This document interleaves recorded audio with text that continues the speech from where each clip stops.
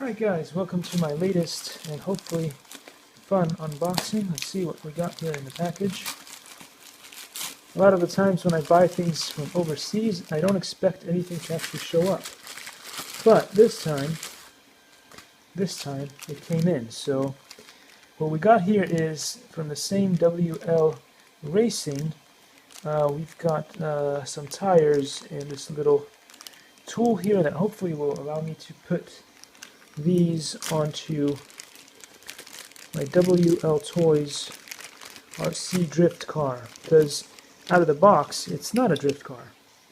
But once you put these on, I'm hoping that these are nice plasticky and will avoid friction and be actual good thingies for drifting. Anyway, thanks for watching and I'll see you soon in the next video.